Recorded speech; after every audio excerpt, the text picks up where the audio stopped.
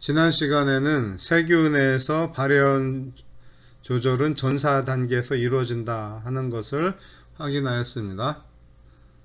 오늘은 진핵생물의 유전자 발현이 어떻게 조절이 되는가 하는 것에 대해서 알아보도록 하겠습니다. 전형적인 인간세포는 유전자 중에 약 20% 정도만 발현되는 것으로 추정하고 있습니다. 많은 종류의 세포에서 발현되는 유전자는 주로 세포 유지와 관련된 것들로서 모든 세포들이 공통적으로 필요하는 그러한 유전자가 되겠죠. 반면에 특정한 유형의 세포에서만 발현되는 유전자들도 있는데, 즉 눈에서만 발현되는 유전자와 근육에서만 발현되는 유전자, 이와 같이 세포 유형에 따라서 그 세포에서만 발현되는 그런 유전자들이 존재하는데, 그러한 유전자들은 주로 그 세포의 고유 기능과 관련된 그러한 유전자들이 되겠습니다. 하지만 한 개체 안에 있는 모든 세포들은 동일한 유전자를 지니고 있기 때문에 이 중에서 어느 일부만 발현되고 또 세포 유형에 따라서 다른 유전자들이 발현된다 하는 것은 뭔가 유전자들이 차등적으로 발현이 되고 있다 하는 것을 의미하게 됩니다. 진핵생물은 핵막이 있기 때문에 유전자 발현되는 과정이 한 번 더 핵막 안에서의 RNA 가공 과정을 한번 거친 후에 세포질로 나와서 번역 과정을 거치게 되죠. 그림 18-6은 진핵생물에서 유전자 발현의 모든 과정이 간략하게 정리가 되어 있습니다. 그래서 표시된 각 단계가 유전자 발현을 시작하거나 멈추게 하거나 또는 촉진하거나 또는 감소시킬 수 있는 그 조절 지점이 되겠습니다. 그래서 이러한 조절 지점을 크게 세 부분으로 나눈다라면은, 먼저 염색질의 구조를 조절하는 단계가 있고, 그 다음에 전사 개시를 조절하는 단계가 있고, 그 다음에 전사 후에 조절이 일어나는 이런 과정에서 세 단계로 설명을 할 수가 있습니다. 염색질의 구조를 조절하는 것은 히스톤을 시켜서 느슨하게 만들거나 또는 DNA에 메트라를 시켜서 발현이 안 되게 하는 그런 반응으로 조절을 할 수가 있고, 그리고 후성 유전이라고 해서 이러한 과정을 통해서 조절이 될 수가 있습니다. 전사 개시 조절의 경우는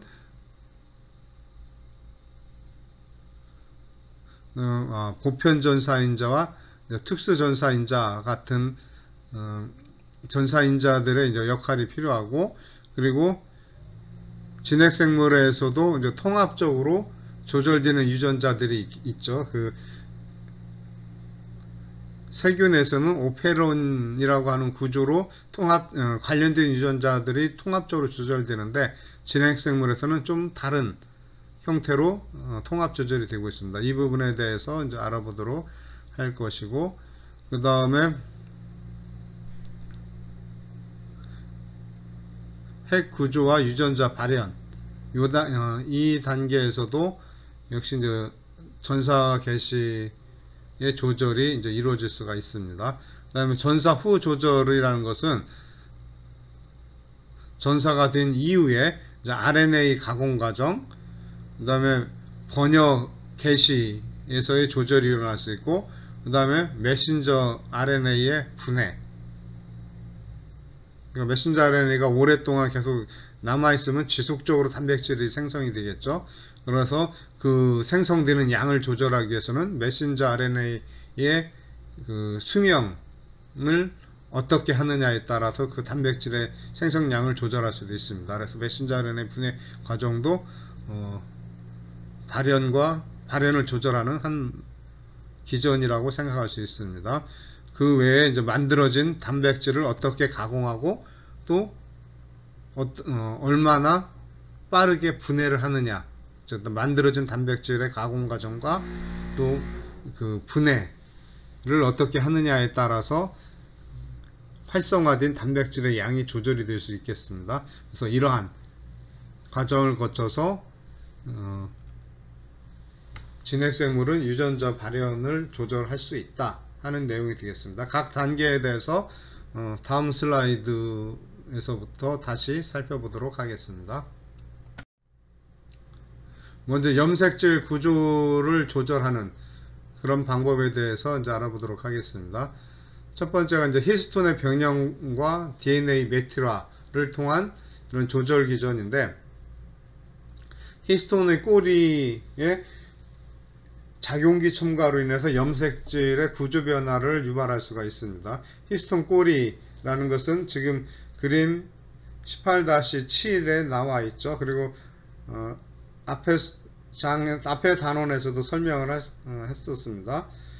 DNA가 이제 패키징이 일어나는 첫 번째 단계에서 뉴클레오즘이라고 하는 이런 구조를 이루게 되는데, 뉴클레오즘은 히스톤과 이제 결합을 하면서 만들어진다고 그랬습니다. 이때 히스톤의 이제 N 터미널은 바깥쪽을 향해서, 뉴클레오즘의 바깥쪽을 향해서 뻗어져 있는데, 이 부분을 갖다가 히스톤 꼬리라고 한다 라고 설명을 했었습니다. 그리고 히스톤 꼬리에 위치한 아미노산에 아세틸기가 첨가를 하게 되면은, 지금 오른쪽 제일 위에 있는 이 작용기가 아세틸기죠. 이 아세틸기가 첨가하는 것을 히스톤 아세틸화라고 이제 부릅니다. 그래서 히스톤 아세틸화가 이루어지면 염색질 구조가 느슨하게 만들어져서 전사를 촉진해주는 그런 역할을 한다고 이제 알려져 있습니다. 반대로 메틸기가 첨가되면은 아세틸기의 이제 왼쪽 아래쪽에 메틸기가 결합되는 그러한 식을 지금 그려놨는데, 이 경우는 아세틸기가 붙을 때와는 반대로 염색질 구조를 응축시켜서 결국 RNA 폴리머레이즈나 또는 다른 전사인자들이 접근하기 어렵게 만들므로 인해서 전사를 억제시켜주는 그런 역할을 하게 됩니다. 다음 점 DNA 메틸화에 대해 설명을 하겠는데, 앞에서 설명한 메틸기 첨가는 히스톤 꼬리에 첨가를 한다는 것이고, DNA 자체에 메틸기가 첨가되는 것을 DNA 메틸화라고 합니다. 주로 DNA 중에서 이제 사이토신 염기에 메틸기가 첨가되는데, 대부분의 식물과 동물, 곰팡이 등에서 이러한 현상이 나타나며 주로 이제 불활성화된 DNA 영역에서 메틸화되는 것을 많이 확인할 수가 있습니다. 그러니까 불활성화된 DNA 영역, 발현되지 않은 개별 유전자에서 보면은 메틸화가 많이 되어 있다 하는 것을 확인할 수 있습니다. 그리고 이제 실험적으로 메틸기를 제거를 하면은 유전자가 발현이 되더라 하는 것을 확인하였는데, 따라서 이 DNA 메틸레이션이 유전자의 발현 조절과 상당히 깊은 관련이 있다 하는 것을 알 수가 있습니다. 그리고 한번 메틸화된 DNA는 복제 시 딸 세포에서도 이제 메틸화가 진행이 됩니다. 그래서 그 이후에 세포 분열이 일어날 때마다 메틸화가 똑같이 전달이 되는데, 이러한 현상을 갖다가 유전자 각인이라고 불렀었죠. 따라서 포유류의 유전자 각인에 DNA 메틸레이션이 관여한다 하는 것을 이제 알 수가 있습니다. 그 다음 후성 유전에 대해서 설명하도록 하겠습니다. 이것은 염기서열과는 관련이 없이 다른 기작에 의해서 만들어지는 형질이 유전되는 것을 의미합니다. DNA 돌연 변이는 이제 영구적으로 이제 변화가 일어나는 것에 반해서 염색질 변형은 이제 복원이 가능합니다. 그래서 배우자 형성 시 배우자 세포가 만들어질 때 DNA 메틸화가 전부 다 재부팅이 되죠. 제거된 후 이제 다시 세팅이 되는 그런 과정을 겪게 됩니다. 유전자 발현 조절에 중요한 역할을 후성 유전이 이제 관여를 하는데, 그 예로서 일란성 쌍둥이한테서도 뭔가 차이점이 나타나고 있죠. 물론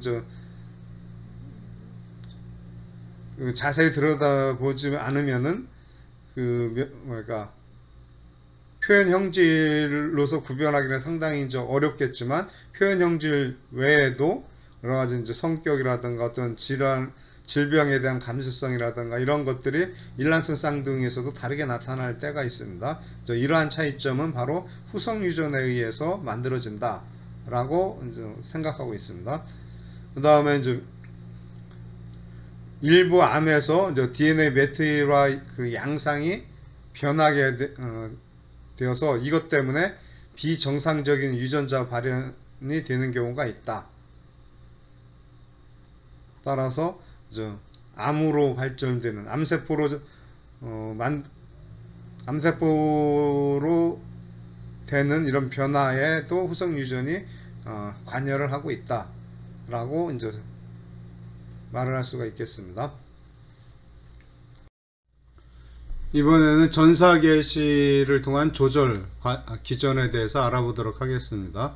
먼저 진핵생물의 전형적인 유전자 구조와 전사체에 대해서 살펴보면은 이것은 그림 18-8에 표시가 되어 있는데, 유전자들이 엑손과 인트론이 섞여서 프로모터 D에 분포를 하고 있죠. 그러면 이 프로모터보다 상부 쪽에는 이런 발현을 조절할 수 있는 DNA 요소들이 존재하게 됩니다. 여기 그림에서 보면 근거리 조절 요소와 인핸서, 원거리 조절 요소, 이렇게 상부에 존재하는, 그러니까 업스트림에 있는 DNA 안에 있는 그런 조절 요소들이 표시가 되어 있습니다. 전사 개식 복합체가 만들어지고 또 여러 개의 조절 요소들이 발현을 조절하게 되는데, 이 조절 요소라는 것은 DNA에 있는 그런 영역을 의미합니다. 그래서 전사인자가 결합하는 비번역 DNA 영역을 조절 요소라고 한다 하는 설명이 지금 나와 있고, 그리고 이런 비번역 DNA, 즉 단백질을 암호화하고 있지 않은 이러한 DNA 영역이 정확한 유전자 발현을 조절하는데 매우 중요한 역할을 한다 라고 생각할 수가 있습니다. 그 다음에 전사인자에서 보편 전사인자와 특수 전사인자라는 것이 있는데, 보편 전사인자라고 하는 것은 그림 지난 17장에서 살펴본 적이 있습니다. 그 17장에서 나왔던 그림 17-9의 일부를 지금 중간에 오른쪽 그림에 좀 나와 있죠. 여기에 보면은 여러 전사인자들이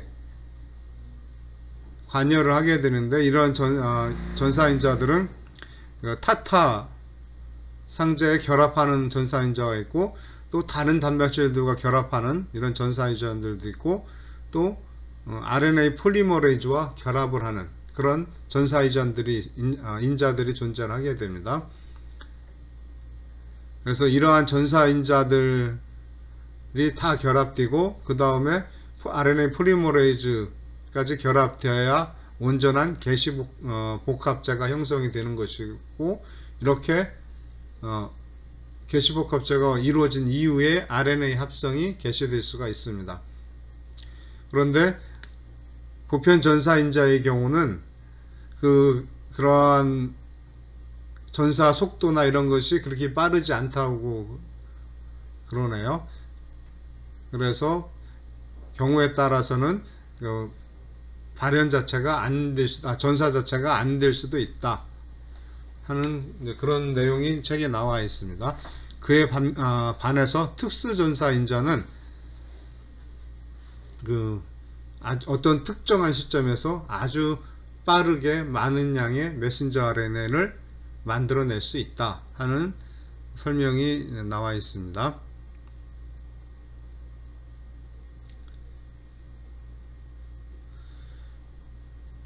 상단에 있는 그림, 진해액 생물에서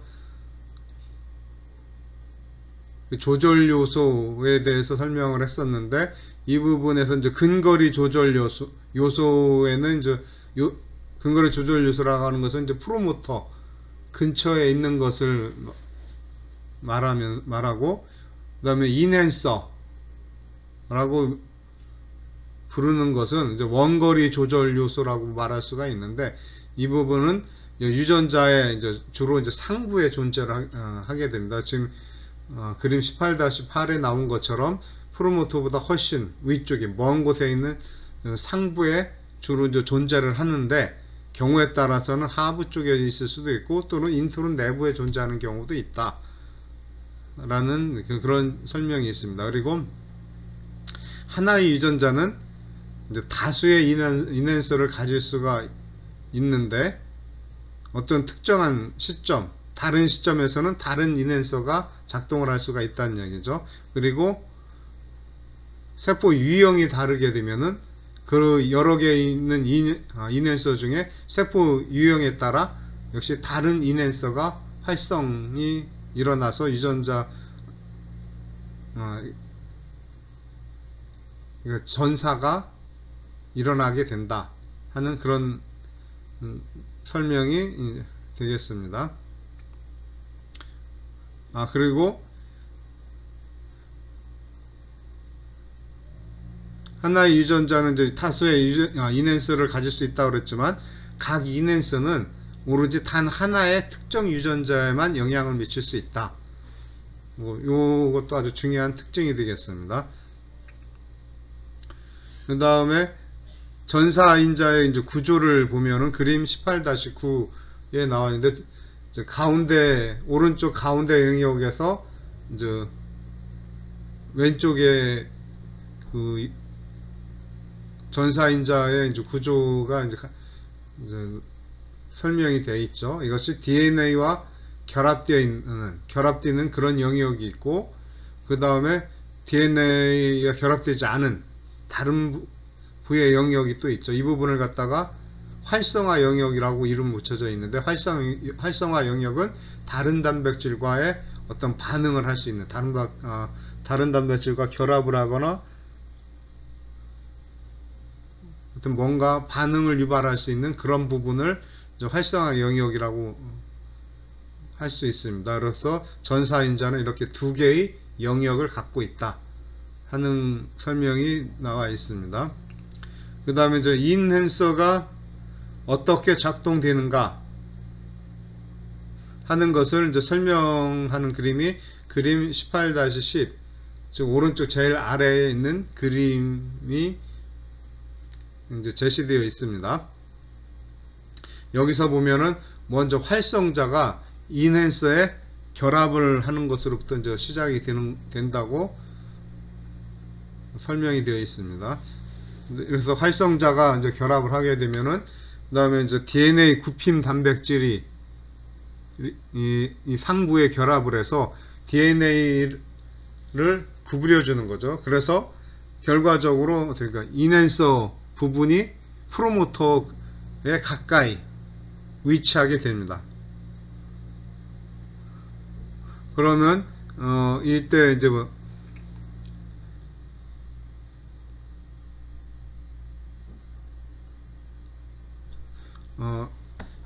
활성자가 그다음에 중간에 매개자 단백질과 결합을 할 수 있고, 이어서 그러니까 보편 전사인자와 결합을 해서 프로모터의 프로모터 쪽에 이제 결과적으로 RNA 폴리머레이즈가 결합이 될 수 있게끔 어떤 그런 구조물을 만들 수가 있게 됩니다.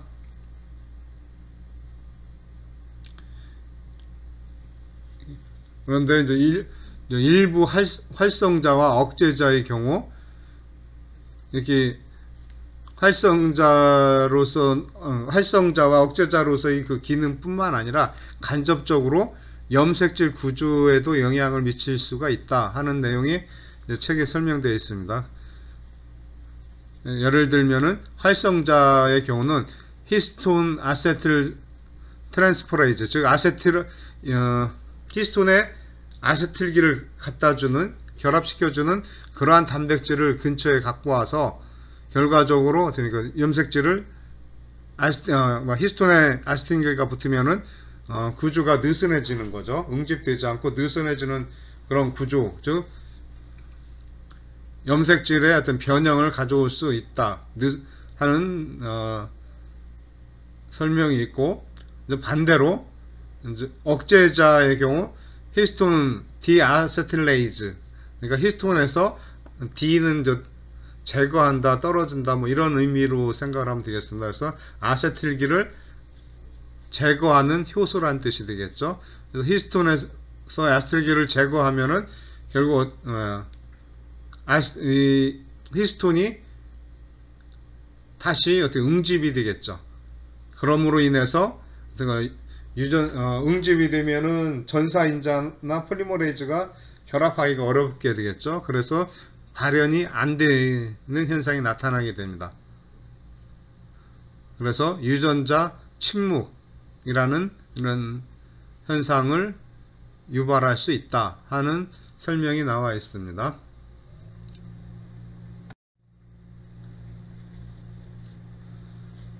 이어서 유전자 활성화의 조합을 조절하는 이런 방법에 대해서 이제 나와 있는데, 진핵생물에서 정확한 전사 조절은 주로 이제 DNA 조절 요소의 활성자가 이제 결합함으로써 이루어지게 되는데, 이때 각 인앤서에는 12개의 뉴클레오타이드 쌍으로 된 조절 요소가 약 10개가 존재한다, 이렇게 알려져 있습니다. 이 중에는 뭐 1개나 또는 2개의 특수 전사인자와 결합을 하는 이제 그러한 조절 요소들도 있긴 한데, 근데 어떠한 특정한 전사인자가 결합을 하느냐가 중요한 것이 아니라 어떠한 조합을 이루면서 이런 조절 요소에 이제 결합이 되느냐가 중요하다 라고 이제 설명을 하고 있습니다. 그래서 조절 요소가 지금 10개의 조절 요소가 존재를 하니까 그 10개의 조절 요소가 어떤 순서로 존재를 하느냐 하는 것이 상당히 중요한 조절 어떤 그 방법이 되겠습니다. 그래서 특정한 발생 시기나 또는 특정한 세포 유형에 따라 차등 전사가 일어나는 것은 바로 이러한 조절 요소의 조합이 있기 때문에 이러한 차등적 전사가 가능하다 하는 이제 설명이 나와 있습니다. 그래서 각 세포가 서로 다른 조합의 활성자 단백질을 갖고 있기 때문에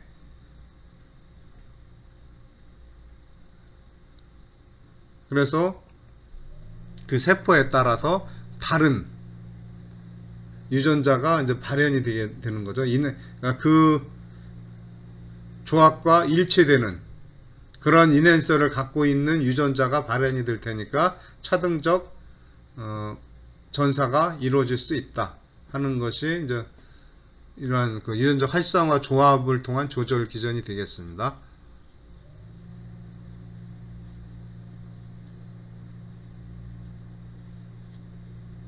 그 다음에 앞에서 나왔던 그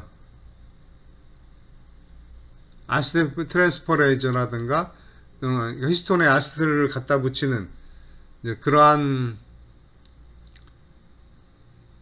설명이 이제 가운데에 지금 나와 있죠. 여기서 보면은 그 히스톤에 이제 DNA가 이제 감겨져 있는데, 이때 활성자가 이제 코액티베이터로 작용을 하면서 코액티베이터로 이제 히스톤 아세틸 트랜스포이저를 가까이 오면은 그곳에 히스톤에 아세틸기를 붙임으로 인해서 구조가 느슨해지니까 이곳에서 전사인자가 결합하기가 쉬운 그런 상태가 되죠. 그래서 이 부분에서 메신저 RNA가 만들어지고,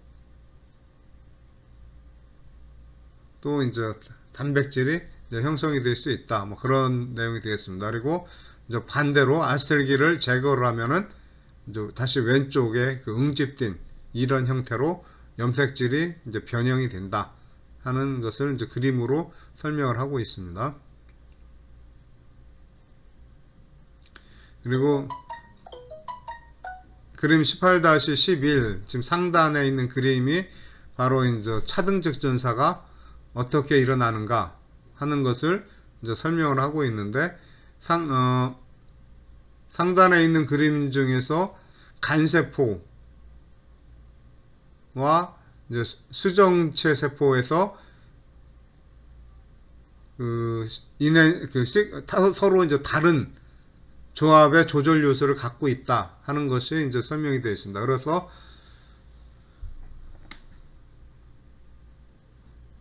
간세포의 경우는 이제 알부민 유전자가 발현이 되는데 반해서 이제 수정체 세포에서는 알부민 유전자가 발현이 되지 않고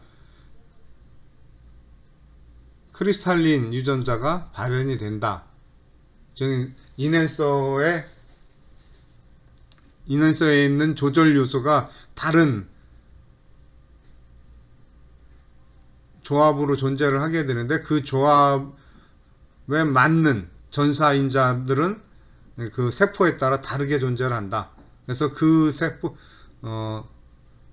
다른 조합의 활성자 단백질을 갖고 있는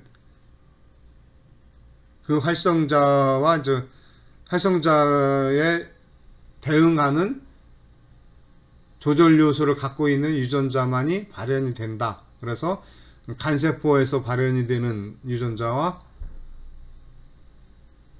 수정체에서 발현되는 유전자가 이제 다르게 된다 하는 것을 지금 그림으로 보여주고 있습니다.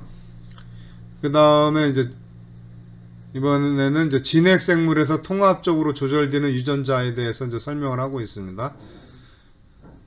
이제 세균은 오페론으로 통합 조절이 된다 하는 것은 이제 지난 시간에 설명을 했었습니다. 그래서 오페론 안에 있는 유전자는 동시에 발현되고 또 동시에 이제 단백질이 생성이 되는데, 진핵 생물에서는 오페론이 없다고 알려져 있습니다.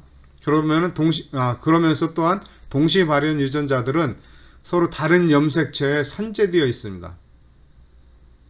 그럼에도 공통된 특정 조합의 조절 요소를 갖고 있습니다. 그래서 같은 조절 요소를 갖고 있다는 얘기죠. 오페론은 비록 없지만 조절 요소는 이제 같은 것을 갖고 있다.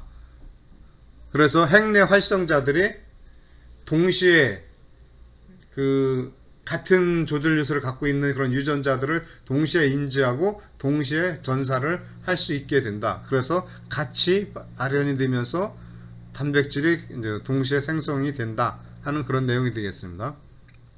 그리고 또 이렇게 동일한 세트의 조절 요소를 지닌 유전자들은 동일한 화학 신호에 의해서 활성화될 수도 있는데, 이제 신호 전달 방법에 따라서 이제 두 가지 경우가 이제 다 설명이 되어 있습니다. 이제 스테로이드 호르몬 같은 경우, 스테로이드 호르몬은 지용성이기 때문에 세포막을 통과해서 세포질 안으로 들어가죠. 그래서 세포 안에서 그 수용체와 결합을 하게 됩니다.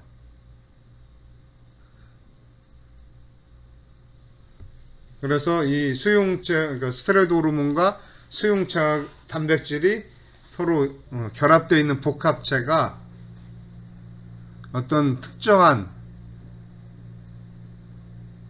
유전자군을 이제 활성화시킬 수 있게 되는데, 그 예로 이제 에스트로겐, 대표적인 여성 호르몬이죠. 에스트로겐이 분비가 되면은 자궁세포의 분열을 촉진하는 유전자군을 전부 다 활성화시켜서 임신에 이제 준비시키는 그런 과정을 진행한다 하는 설명이 나와 있습니다.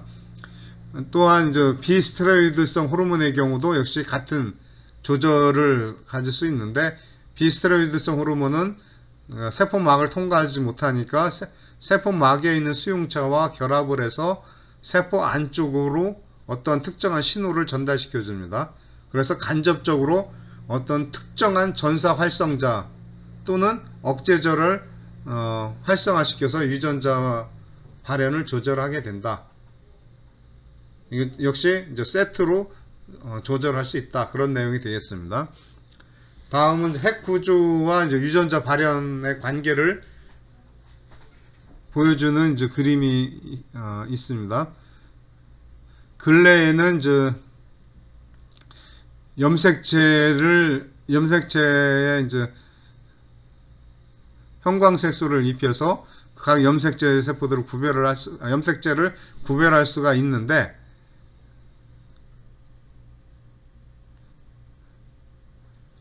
분열기가 아니라 간기의 경우는 이미 앞에 단원에서 설명을 했었습니다. 이 유전체들이 좀 느슨한 형태로 서로 흩어져 있고 일정한 영역을 각각 자기 염색체별로 차지하고 있다, 그런 내용을 설명을 했었습니다. 그리고 발현이 안 되는 그러한 염색체들은 주로 핵막에 가까이 붙어 있고, 발현이 되는 염색체들은 핵 안쪽에 주로 모여 있다 하는 설명을 했었는데, 근데 이 단원에서 이 부분에서 새로 나온 새로운 용어가 나오고 있죠. 전사공장이라는 이런 용어가 나오고 있는데,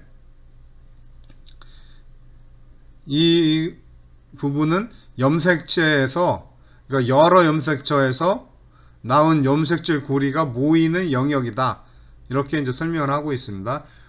오른쪽 하단 그림 18-12에서도 이제 아래쪽에 보면은 염색질이 이제 그냥 느슨하게 퍼져 있는 것이 아니라 어떤 고리 형태로 만들어지는 것이, 고리 형태의 이제 모양이 있죠. 근데 이 고리, 각 염색체로부터 고리 모양이 나와서 어떤 한 부분에 이 고리들이 모이는 그런 부분이 존재한다 하는 것이 이제 그림에 보여주고 있죠. 이 그림에서 이 부분을 갖다 전사 공장이라고 하는데, 이 전사 공장에는 RNA 중후화 표소와 여러 전사인자 단백질이 이제 풍부하게 존재를 한다. 따라서 이 부분에서는 전사가 활발하게 일어난다라고 이제 생각할 수 있습니다. 그래서 발현되지 않은 유전자는 핵의 가장자리에 위치하고, 발현 중에서 핵 내부에 위치한다, 이건 앞에서 설명을 했고, 그 다음에 그렇기 때문에 유전자의 이제 전사를 준비하기 위해서는 특정 유전자를 핵 내부의 전사 공장 쪽으로 이동시키는 이러한 준비 과정이 필요하다. 준비 과정이 일어난다 하는 이제 설명이 나와 있습니다.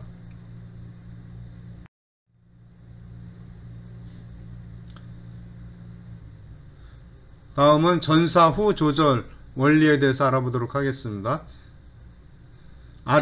첫 번째 나오는 게 이제 RNA 가공 과정인데, 역시 선택적 RNA 이어 맞추기, 스플라이싱에 관한 설명입니다.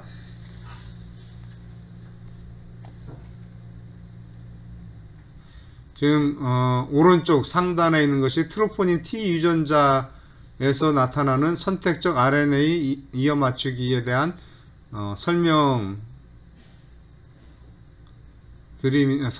그림인데, 이 그림에서 보면은 엑손이 이제 5개가 되어 있죠. 근데 엑손이 4개가 모여서 트로포닌 T 트로포닌 T가 만들어지는, 그러니까 T에 대한 이제 메신저 RNA가 형성이 되는데, 1차 전사차에서는 엑손이 다 발현이 되죠. 다 전사가 되죠. 근데 이때 전사된 엑손 중에서 서로 이제 다른 짝들이 연결될 수가 있습니다. 그래서 보면은 1, 2, 3, 5로 연결된 이런 메신저 RNA가 만들어질 수도 있고, 또는 1, 2, 4, 5 이와 같이, 그러니까 다른 그 엑손을 포함하는 다른 종류의 메신저 RNA가 만들어질 수 있다 하는 것을 설명하고 있습니다. 그래서 이러한 과정에 의해서 다양한 단백질을 만들어낼 수 있다 하는 설명이 되겠습니다.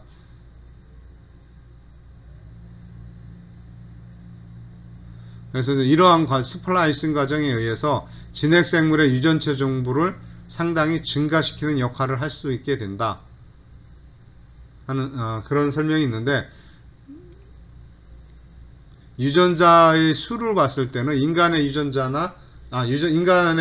유전자의 수는 토양 선충류나 겨작과 식물, 말미잘의 유전자 수와 상당히 비슷하다고 합니다. 그런데 인간은 이러한 동물이나 식물보다는 훨씬 복잡한 그런 형태를 갖고 있죠. 그럼 이게 왜, 그러니까 유전자 수는 그렇게 큰 차이 안 나는데 어떻게 이렇게 그러니까 훨씬 더 복잡한 이런 조절 양상, 복잡한 구조를 갖고 있을까 하는 것은 바로 이 스플라이싱에 의해서 다양한 단백질을 만들어낼 수 있기 때문이다 라고 하는 것이 이제 한 가지 설명 방법이 되겠습니다. 그래서 인간 유전자 중에 대략 약 90% 이상이 선택적 RNA 이어 맞추기, 즉 스플라이싱이 일어나고 있다 하는 설명이 나와 있습니다. 그 다음 번역 게시와 이제 메신저 RNA의 이제 분해 과정에 대해서 알아보도록 하겠습니다. 번역 조절은 대부분 이제 게시 단계에서 일어나게 되겠죠. 그래서 게시가 되냐 안 되느냐, 이 과정에서 이제 조절이 되게 되는데, 메신저 RNA의 5' 또는 3' 말단의 비번역 부위의 서열이나 구조가 이제 중요한 역할을 한다고 알려져 있습니다. 그리고 이제 모든 메신저 RNA 번역이 이제 동시에 조절되는 경우도 있는데, 이제 수정 직후 번역 게시 인자들이 활성화될 경우는 저장된 메신저 RNA로부터 단백질들이, 그러니까 수정 직후에는 만들어진 메신저 RNA가 동시에 합성이, 그러니까 단백질 합성, 그러니까 번역이 일어나서 단백질이 합성된다 하는 내용이 되겠습니다. 이렇게 이제 번역 게시를 통해서 이제 조절을 할 수도 있지만, 또 한편으로는 만들어진 메신저 RNA의 수명을 어떻게 하느냐에 의해서 또 단백질의 생성량을 조절할 수도 있습니다. 일반적으로 이제 세균에서는 메신저 RNA가 몇 분 내에 분해가 된다고 알려져 있습니다. 그렇기 때문에 환경 변화에 따라서 빠르게 새로운 셋업의 단백질을 만들어내서 대응할 수 있는 이제 그런 장점을 갖게 되는 거죠. 그렇지만 에너지 측면이나 뭐 자원 이용 이런 측면에서는 좀 뭐랄까 불안한 이러한 면도 이제 존재한다고 생각할 수 있습니다. 그러니까 세균과는 다르게 진핵생물의 이제 메신저 RNA는 몇 시간 또는 며칠 또는 몇 주 동안 메신저 RNA가 유지될 수 있다라고 되어 있습니다. 물론 이제 메신저 RNA의 종류에 따라서 이 수명 시간은 이제 다르죠. 그래서 이러한 수명 시간을 결정하는 부위는 메신저 RNA의 이제 3' 말단에 있는 비번역 부위에서 수명 결정을 할 수 있는 어떤 시퀀스가 있다라고 이제 알려졌습니다. 그것을 확인한 실험은 어떤 것이냐면은 헤모글로빈에 있는 알파 글로빈 베타글로빈도 마찬가지지만 이러한 글로빈의 메신저 RNA는 수명이 상당히 길다고 알려져 있습니다. 그래서 한번 메신저 RNA가 만들어지면 오랫동안 이 글로빈 메신저 RNA가 이제 생성될 수가 있는데, 근데 이제 반대로 생장 호르몬의 메신저 RNA는 이것은 일종의 시그널로 작용하는 거죠. 시그널로, 그러니까 신호 전달 물질로 작동하는 경우는 수명이 대체로 짧을 수밖에 없습니다. 왜냐하면 그 신호가 다음에 바뀌거나 또 새로운 신호를 받아들이기 위해서는 기존에 있던 신호의 수명은 이제 일찍 끝나야 되겠죠. 그렇기 때문에 이제 생장 호르몬은 상대적으로 메신저 RNA 수명이 상당히 짧다라고 알려져 있습니다. 그래서 글로빈 메신저 RNA 이제 3' 말단 부위를 생장 호르몬의 메신저 RNA 3' 말단 부위로 대체를 하게 되면은, 그러면 이제 오랫동안 유지됐던 글로빈 메신저 RNA가 오히려 생장 호르몬처럼 수명이 짧아진다 하는 것을 확인했습니다. 그래서 메신저 RNA 종류에 따라서 3' 말단에 있는 비번역 시퀀스에 의해서 이제 수명이 결정이 된다 하는 내용이 되겠습니다. 그 다음에 이제 단백질 가공과 분해에 대해서 이제 알아보도록 하겠습니다. 자, 이제 진핵 생물의 폴리펩타이드는 이제 가공 과정을 거쳐야지만이, 그러니까 대부분의 경우 이제 기능성 단백질이 된다라고 이제 앞에 단원에서 이제 알아본 적이 있습니다. 세균의 경우는 전사가 되면서 동시에 번역 과정이 일어나기 때문에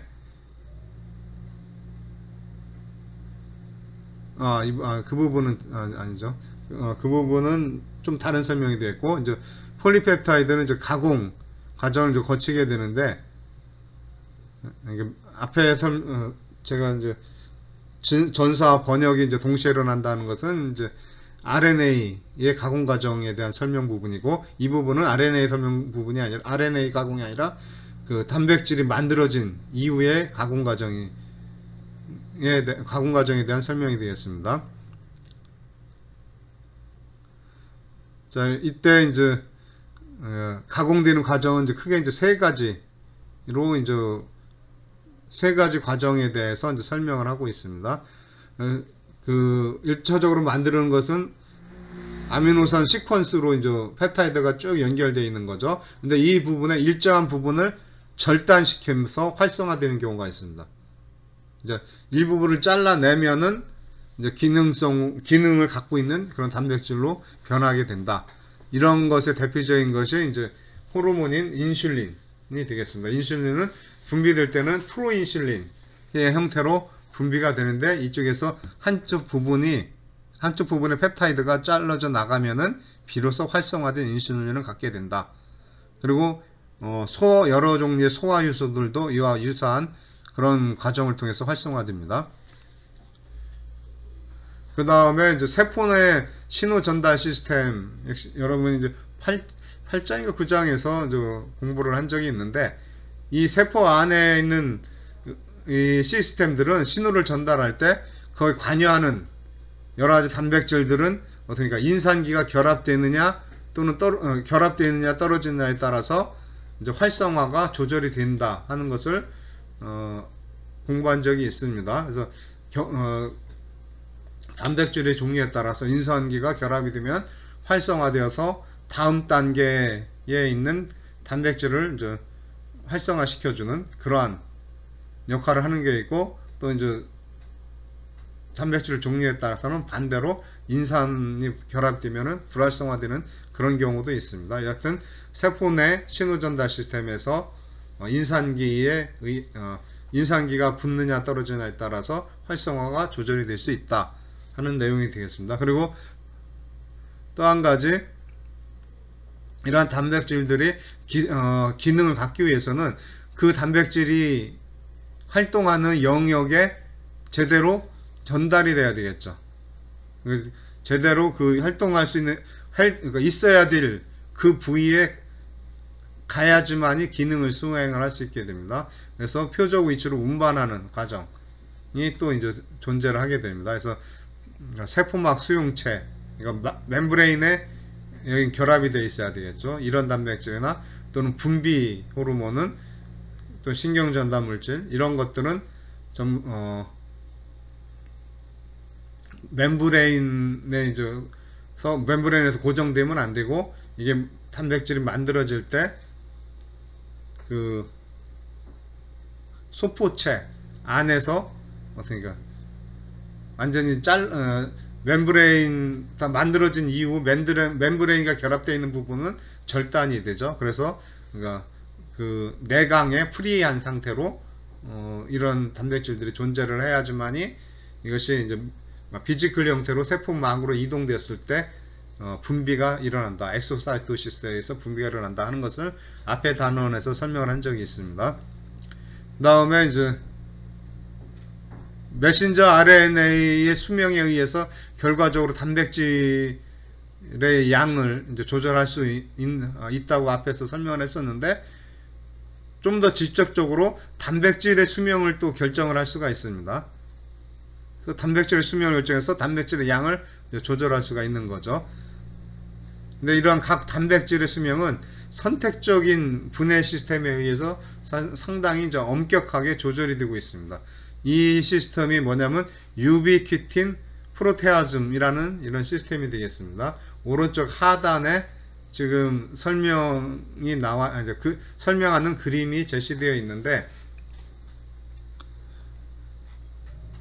오래된 단백질의 경우는 뭔가 문제가 생겼을 때 이것을 감지해서 유비퀴톤을 갖다 붙이는, 유비퀴톤 체인을 갖다 붙이는 어떤 단백질 시스템이 존재를 합니다. 이러한 시스템에서 저기 E1, E2, E3 뭐 이렇게 되어 있는데, 이러한 효소들에 의해서 유비퀴톤이 특정한 단백질에 결합을 하게 되면은 프로테어즘이라고 하는 이러한 효소가 그 유비퀴톤이 붙어있는 단백질을 갖다가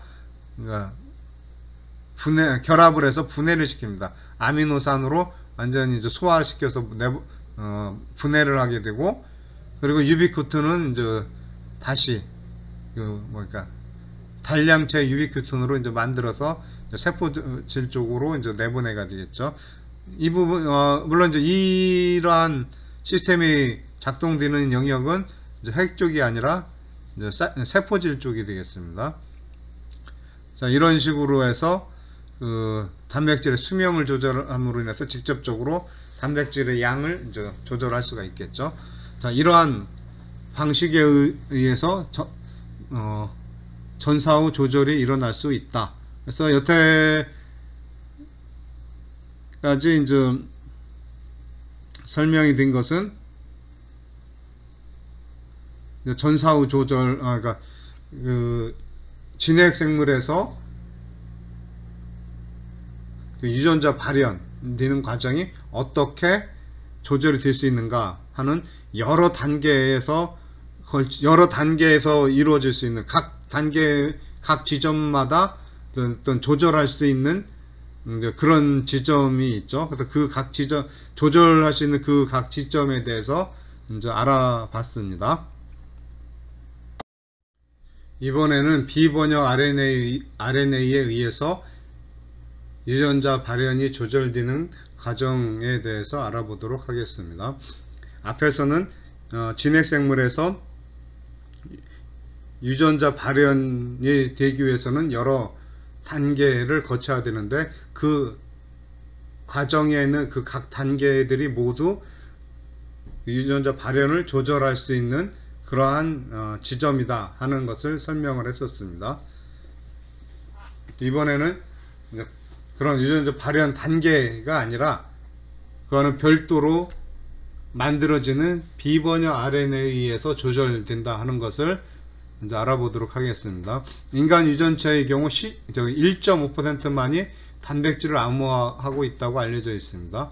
그리고 나머지 중에서도 극히 일부만이 리보솜 RNA, 운반 RNA와 같은 RNA를 암호화하고 있다. 이건 이제 상당히 긴 RNA입니다. 그렇게 알려져 있습니다. 그렇기 때문에 대부분의 DNA는 그러니까 단백질이나 또는 RNA를 암호화하고 있지 않기 때문에 비번역 DNA라고, 그러니까 번역되지 않는 DNA 영역이기 때문에 비번역 DNA라고 이제 부르게 됐고, 좀 더 심하게 표현하면 정크 DNA라고도 표현을 했었습니다. 정크라는 건 쓰레기, 쓸모없는 것, 이런 것을 의미하게 되겠죠. 그래서 번역되지 않는 부분이니까 정크와 같다라고 이제 생각을 했었습니다. 그렇지만 근래 연구가 이제 많이 진행되면서 인간 유전체 중 대략 75%의 DNA가 특정 세포에서 특정 시기에 전사된다는 것을 확인하였습니다.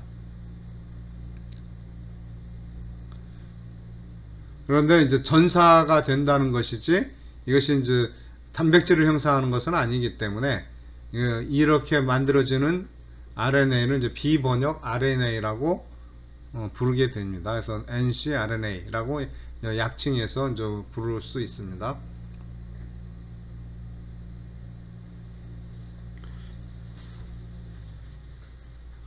이런 비번역 소형 RNA로서 이제 작은 RNA로서 이제 유명한 것이 이제 마이크로 RNA가 있고 또 소형 간섭 RNA라는 것이 존재하게 됩니다.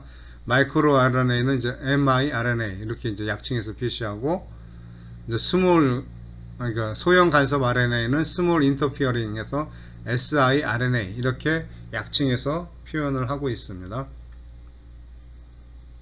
먼저 마이크로 RNA에 대해서 알아보도록 하겠습니다. 메신저 RNA에 이제 상부적으로 결합할 수 있는 염기 서열을 갖고 있는 작은 소형의 단일 가닥 RNA를 이제 마이크로 RNA라고 하는데, 이때 마이크로 RNA는 RNA를 만들 수 있는 전구체는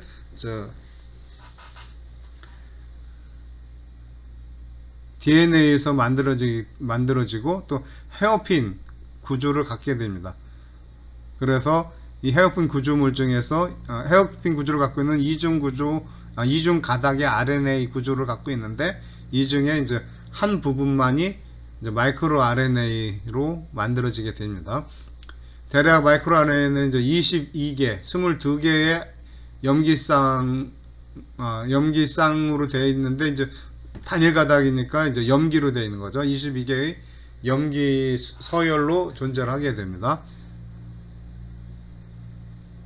그리고 이제 하나 이상의 단백질과 복합체를 형성할 수 있게 됩니다. 그리고 22개의 뉴클레오타이드 중에 최소 7개나 8개 정도의 뉴클레오타이드와 상부적인 서열을 지닌 메신저 RNA와 결합을 할 수 있다. 그러니까 메신저 RNA와 결합을 하기 위해서는 최소한 7개나 8개 정도의 뉴클레오타이드가 이제 상부적으로 만날 수 있어야 된다. 그런 의미가 되겠습니다. 이것서 이제 표적 메신저 RNA를 분해하거나 번역을 억제시킬 수 있다. 이렇게 됐습니다. 이게 이제 그림 18-14에 나와 있죠. 마이크로 RNA는 메신저 RNA와 결합을 해서 그 메신저 RNA를 이제 번역하는 게, 메신저 RNA가 번역되는 것을 이제 막는 그런 역할을 하고 또 분해시킬 수도 있다. 그런 내용이 지금 그림 18-14에 설명이 되어 있습니다. 인간 유전체에서는 대략 한 1500개 정도가 발견이 됐다라고 알려져 있습니다. 자, 이제 이에 반해서 siRNA가 되겠습니다. siRNA는 기본적으로 마이크로 RNA와 구조와 기능 면에서 유사하다. 그러니까 모양도 비슷하고 하는 일도 비슷하다. 뭐 이런 내용이 되겠습니다. 그리고 만들어질 때도 역시 이중가닥 RNA에서 만들어지긴 합니다.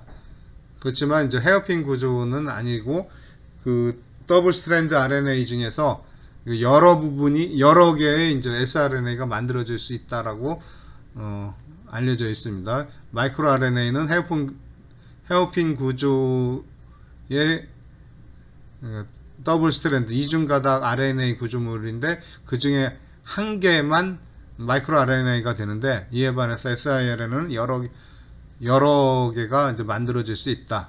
그러니까 한 개의 이중가닥 RNA에서 여러 개가 만들어질 수 있다. 뭐 이런 내용이 되겠습니다. 그 다음에 이러한 sRNA에서 메신저 RNA의 발현을 억제하는 이런 현상을 갖다가 RNA 간섭이라고 한다. 그래서 약칭할 때는 RNAi라고 이제 그게 표시를 합니다. 이것은 기본적으로 이제 바이러스 감염에 대한 세포의 방어 기작으로 시작되었다라고 이제 많이 생각을 하고 있습니다. 즉, 더블 스트레인드 RNA가 만약에 들어오게 됐을 경우 이것을 이제 분해를 해서 그 중에 이제 한쪽을 이제 갖게 되는 거죠. 그래서 마치 이제 항체와 이제 유사한 기능을 하는 거라고 생각을 하면 되겠습니다. 항체는 이제 항원과 결합을 하면은 그러면 이제 얘는 이제 외부 침입자다 하고서 인지를 하는 것처럼 얘도 처음에는 그 바이러스의 유전자를 바이러스의 이제 RNA 시퀀스를 이제 획득한 것이기 때문에 이것과 딱 상부적으로 결합을 하면은 그 RNA는 전체가 바이러스 RNA다라고 그러니까 인지를 하게 되는 거죠. 그래서 어떤 바이러스 감염에 대한 방어 기작으로 이제 진화가 시작됐다라고 이제 생각을 하고 있습니다. 그런데 이제 근래 또 다른 연구 결과에 의하면은 얘들이 이제 바이러스성 세포내 유전자들의 발현에도 영향을 주더라 하는 것이 이제 알려져 있습니다. 그래서 이제 진화에 또 다른 어떤 기전이 있었지 않았냐, 뭐 이런 얘기가 이제 나오고 있다고 합니다. 그리고 포유동물의 경우는 이런 siRNA도 우리 몸에서 만들어진다고 그래요. 몸 안에서. 원래는 이제 siRNA는 그 기원이 외부에서 들어온 RNA라고 이제 생각을 했는데 몸에서 만들어지는 경우도 있더라. 그러니까 이렇게 되면은 마이크로 RNA와 도대체 무슨 차이가 있느냐, 이렇게 이제 생각을 할 수도 있습니다.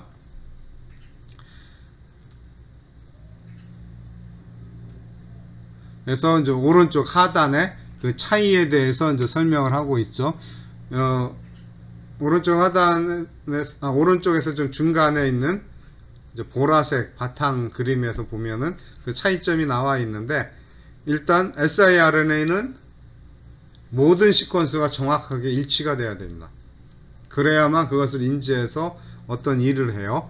반면에 마이크로 RNA는 22개 중에 7개나 8개 정도만 일치돼도 그 메신저 RNA에 결합을 할 수 있습니다. 그래서 다양한 종류의 메신저 RNA와 이제 반응을 할 수 있다라고 반응을 할 수 있는 특징을 갖고 있다는 얘기죠. 요게 이제 가장 큰 차이점이다, 이렇게 되어 있습니다. 물론 이제 또 한 가지 차이점은 이제 외부에서 왔다. 그러니까 siRNA는 외부에서 왔다. 이렇게, 그리고 마이크로 RNA는 내부에서 엔도제너스하게 만들어진다, 이렇게 이제 설명하고 있는데, 이 부분은 꼭 일치하지는 않는다. 현재에서는. 그렇지만 그러니까 모든 시퀀스가 정확히 일치해야 되냐, 또는 일부만 일치해도 되느냐 하는 것은 이제 큰 차이점이 되겠습니다. 그래서 지금 그 아래 또 이제 우리말로 이제 정리가 되어 있긴 한데, 앞에서 말했듯이 처음에는 외부 기원 침입 유전자들을 그것을 이용해서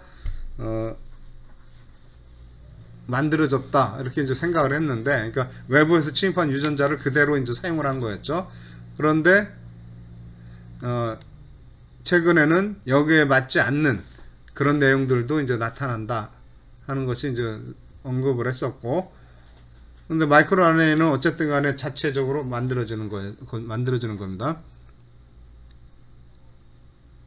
그리고 이제 주요 기전은 이제 siRNA는 침입자로부터 유전자를 보호해주는 그런 역할을 한다, 이렇게 되어 있고, 마이크로 RNA는 주로 이제 단백질 생성 정도를 조절해주는 그런 역할을 한다. 그렇게 이제 차이가 있습니다. 그 다음에 관련 단백질들은 뭐 여기서는 그냥 그러니까 그러니까 눈으로 한번 보는 정도로 하고 넘어가도 되겠습니다. 나중에 이 부분은 더 이제 자세하게 나오겠지만 지금은 그냥 눈으로 한번 보고 그냥 넘어가도록 하겠습니다. 그 다음에 표적 메신저 RNA 숫자. 마이크로 RNA는 7개나 8개만 매치가 되면 인지를 하게 되니까 여러 종류의 메신저 RNA와 결합을 할 수 있죠.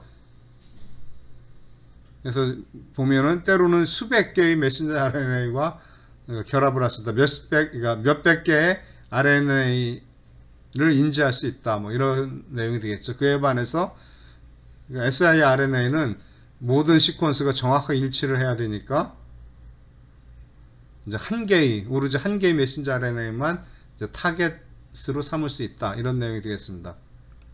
그 다음에 메신저 RNA 결합 부위를 보면은 siRNA 같은 경우는 이제 여러 부위, 특정한 어떤 위치가 정해져 있는 게 아니라 뭐 바깥에 있을 수도 있고 안에 있을 수도 있고 뭐 여러 부위에 이제 그러니까 어떠한 부위에도 있을 수가 있는 거죠.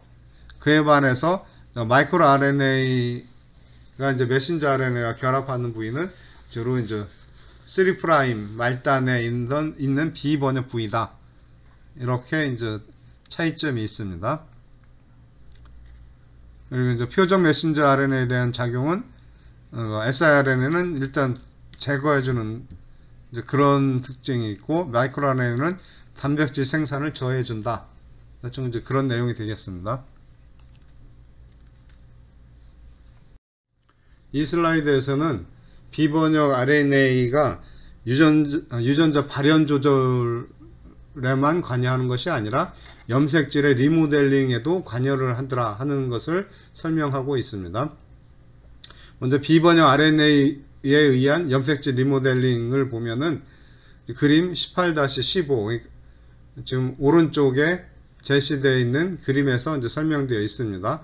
일부 효모는 자체적으로 생산한 siRNA, 지금 여기서 siRNA는 자체적으로 생산했다고 나와 있죠.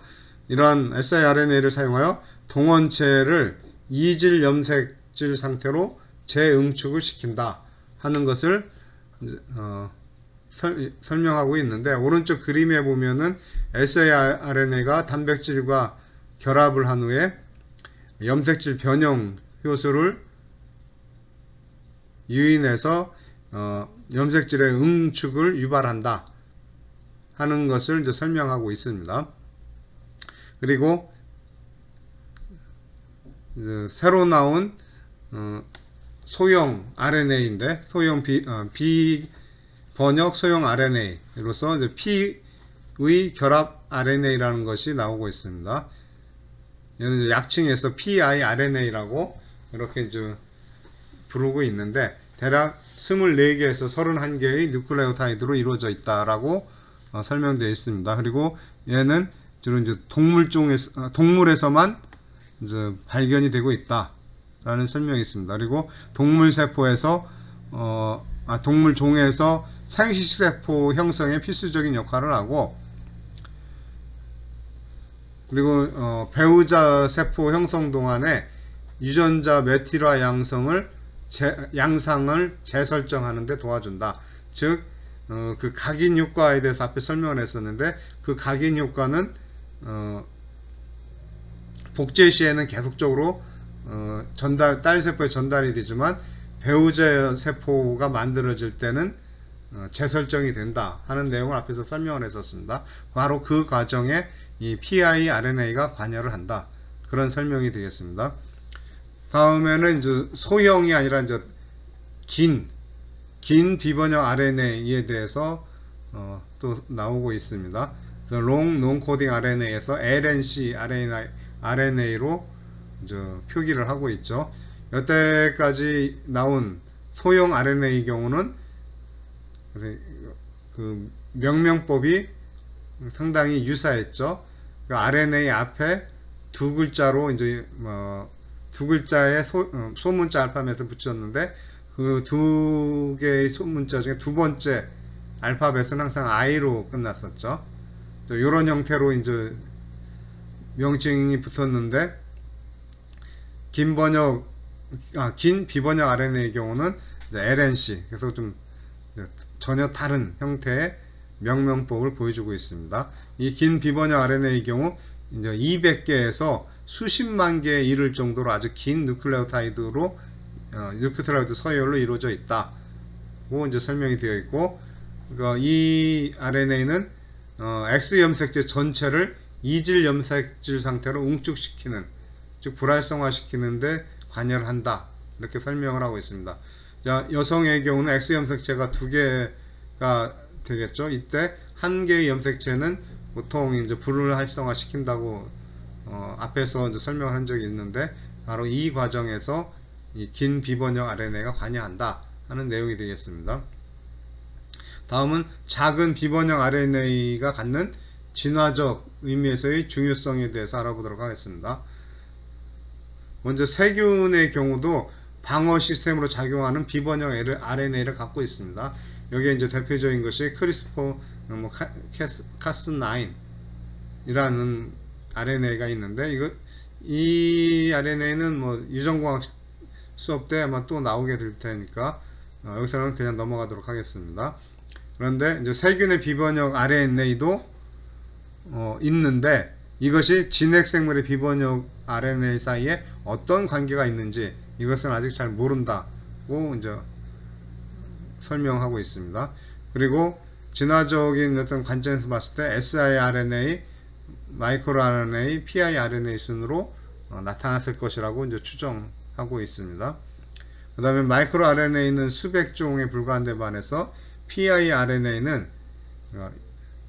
6만 종에 이르는 것으로 봤을 때 piRNA가 매우 정교한 발현 조절에 관여를 하고 있다라고 추정할 수 있습니다. 이상으로 오늘의 수업을 마치도록 하겠습니다. 수고하셨습니다.